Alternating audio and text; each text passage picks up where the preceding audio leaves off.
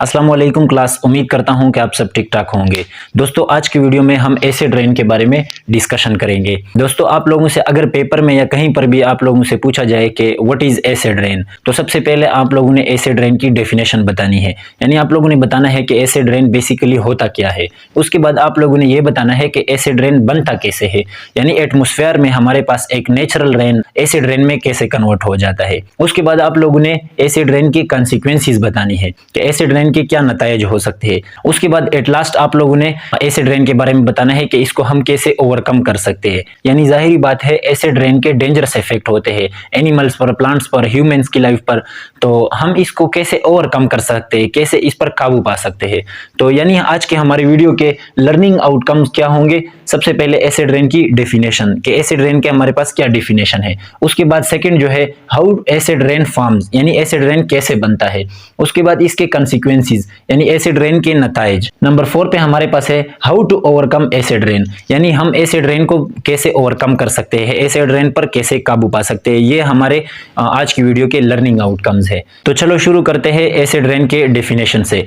तो acid rain का definition है हमारे पास human burn coal and petroleum which release NO2 and SO2 in the atmosphere which react with H2O of natural rain making it acidic rain। यानी human जो है, इंसान जो है, वो कोयले और पेट्रोलियम को बर्न करते हैं, जलाते हैं डिफरेंट टाइप्स ऑफ इंडस्ट्रीज में, व्हीकल्स में। तो उसका जो धुआं होता है उसमें से नाइट्रोजन डाइऑक्साइड और सल्फर डाइऑक्साइड एटमॉस्फेयर में रिलीज होता है। तो जब नेचुरल रेन होती है तो जाहिर बात है उसमें वाटर वेपर्स होते हैं और उस वाटर वेपर्स के साथ NO2 या SO2 रिएक्ट करते हैं। तो NO2 जब वाटर वेपर्स के साथ रिएक्ट करता है तो वो नाइट्रिक एसिड बनाता है और SO2 जब वाटर वेपर्स के साथ रिएक्ट करता है तो वो सल्फ्यूरिक एसिड बनाता है और कन्वर्ट करता है एक नेचुरल नॉर्मल रेन को एसिडिक रेन में। यानी ह्यूमंस बर्न कोयल and petroleum which release NO2 and SO2 in the atmosphere which react with H2O of natural rain making it acidic rain. यानी नाइट्रोजन डाइऑक्साइड और sulphur dioxide कोयले और petroleum के जलने से रिलीज होते हैं एटमॉस्फेयर में, जो कि एटमॉस्फेयर में H2O के साथ रिएक्ट करते हैं, यानी वाटर वेपर्स के साथ रिएक्ट करते हैं, जो नेचुरल रेन को कन्वर्ट करते हैं एसिडिक रेन में। ये हो गया इसका डेफिनेशन। उसके बाद हम आते हैं हाउ एसिड रेन फॉर्म्स, यानी एसिड रेन हमारे पास कैसे बनता है। तो आप लोग यहाँ पर देख सकते हैं मैंने एक डायग्राम बनाया हुआ है जिसमें ये जो है ये हमारे पास एक इंडस्ट्री हो गई, ये व्हीकल्स हो गए। इसमें से यहाँ पर इंडस्ट्रीज में जब पेट्रोलियम और कोयल को हम जलाते हैं तो यहाँ पर इससे धुआं निकलता है, ठीक है। और ऐसे करके यहाँ पर ये जो व्हीकल्स है, व्हीकल से भी धुआं निकलता है। उसमें क्या होता है, उसमें हमारे पास NO2 और SO2 होता है, यानी नाइट्रोजन डाइऑक्साइड होता है और सल्फर डाइऑक्साइड होता है। तो एटमॉस्फेयर में जब ये नेचुरल रेन हमारे पास होती है, नॉर्मल जो रेन होती है, वो जब हमारे पास होती है तो NO2 और SO2 जो है वो वाटर वेपर्स के साथ रिएक्ट करते हैं और NO2 यानी नाइट्रोजन डाइऑक्साइड जो है वो नाइट्रिक एसिड बनाता है, ठीक है, नाइट्रिक एसिड बनाता है।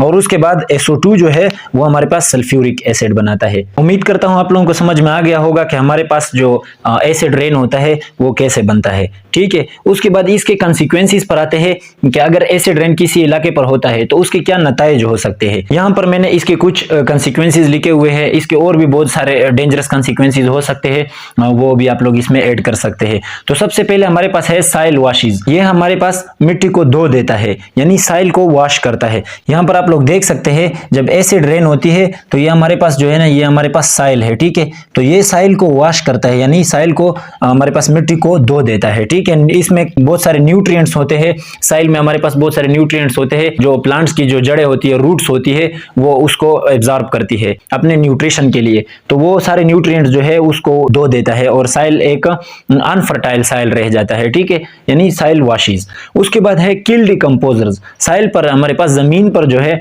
उसमें छोटे छोटे डिकम्पोजर्स होते हैं, छोटे छोटे माइक्रो ऑर्गेनिजम्स होते हैं, डिकम्पोजर्स होते हैं, जो हमारे पास डेड मैटर्स को डिकम्पोज करते हैं। यानी हमारे पास गाय भैंस जब मर जाते हैं तो हम उसको कहीं पर भी फेंक देते हैं, तो 2-3 दिन बाद वो जो गाय भैंस होती है वो वहां से गायब हो जाती है। वो किस वजह से, डिकम्पोजर्स की वजह से। डिकम्पोजर जो होते हैं वो उसको डिकम्पोज कर देते हैं, खत्म कर देते हैं। तो ये जो एसिड रेन है हमारे पास, ये हमारे पास डिकम्पोजर्स को जमीन पर मार देते हैं, खत्म कर देते हैं। उसके बाद नंबर 3 पर हमारे पास है स्किन डिजीजेज एंड मोर, यानी इससे बहुत सारी स्किन डिजीज भी हो सकती है। एसिड रेन जब होती है तो वो हमारे स्किन पर जब लगती है तो उससे हमें स्किन डिजीज भी हो सकती है, क्योंकि वो एसिडिक होता है, यानी उसमें सल्फ्यूरिक एसिड या नाइट्रिक एसिड होता है, जिसकी वजह से हमें स्किन डिजीज हो सकती है और भी बहुत सारी डिजीज हो सकती है। आइज डिजीज हो सकती है, अगर वो एसिडिक रेन जो है वो हमारी आंखों में चला जाए तो आइज डिजीज भी हो सकती है एंड मेनी मोर, बहुत सारी डिजीज हो सकती है। इसमें आप एक और भी ऐड कर सकते हैं कि यहाँ पर प्लांट्स जो है हमारे पास, प्लांट्स के जो न्यूट्रिएंट्स यानी प्लांट्स की जो रूट्स है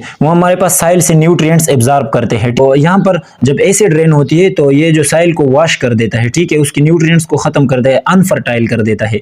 तो ये जो प्लांट्स है ये भी डिफिशियंसी ऑफ न्यूट्रिएंट्स के शिकार हो जाते हैं। उसके बाद एक एसिड रेन में एक इंतहाई इंपॉर्टेंट पॉइंट है कि डिस्टेंस अवे डैमेज लाइफ, यानी यहाँ पर बहुत सारे लोगों का कंसेप्ट होता है कि जहाँ से यानी जहाँ से इंडस्ट्री से या व्हीकल से बहुत ज़्यादा धुआं निकलता है तो वहाँ पर एसिड रेन होता है, लेकिन ये कंसेप्ट गलत है। इसमें हमारे पास फॉर एग्जांपल इंडस्ट्रीज यहाँ पर है, ठीक है, इंडस्ट्रीज जो है वो यहाँ पर है, तो यहाँ से दूर के एरिया में यानी यहाँ पर और भी बहुत सारे दूर दूर के इलाकों में भी एसिड रेन हो सकती है और यहीं पर भी एसिड रेन हो सकती है। यानी ये जरूरी नहीं है कि जहाँ पर हमारे पास इंडस्ट्रीज है, जहाँ पर हमारे पास धुएं निकल रहे उसी इलाके पर ही एसिड रेन होगा, वहां से दूर भी किसी इलाके पर हो सकता है और उसी इलाके पर भी हो सकता है। उसके बाद हम देखते हैं how to overcome acid rain, यानी एसिड रेन को हम कैसे ओवरकम कर सकते हैं, एसिड रेन पर हम कैसे काबू पा सकते हैं। तो यहाँ पर आप लोग देख सकते हैं reduce the use of coal and petroleum, यानी कोयले और पेट्रोलियम के यूज को अगर हम कम करें, इसको कम इस्तेमाल करें तो उससे हम एसिड रेन पर काबू पा सकते हैं, एसिड रेन को कम कर सकते हैं। उसके बाद सेकंड है use of environment friendly industries and vehicles, यानी इन्वायरमेंट फ्रेंडली का क्या मतलब हुआ कि हम ऐसे व्हीकल्स इस्तेमाल करें जिससे धुआं ना निकलता हो, यानी NO2 और SO2 एटमॉस्फेयर में रिलीज ना हो। Environment friendly vehicles, environment friendly industries को यूज करें तो हमारे पास एसिड रेन जो है उसमें कमी आ सकती है। तो दोस्तों उम्मीद करता हूं आप लोगों को आज का हमारा टॉपिक एसिड रेन समझ में आ गया होगा। तो अगर आप लोग मजीद ऐसे एजुकेशनल टॉपिक्स देखना पसंद करते हैं तो आप लोग हमारी आज की वीडियो को भी लाइक करें और हमारा चैनल सब्सक्राइब करें। तो मिलते हैं इंशाल्लाह नेक्स्ट किसी टॉपिक में, तब तक के लिए अल्लाह हाफिज।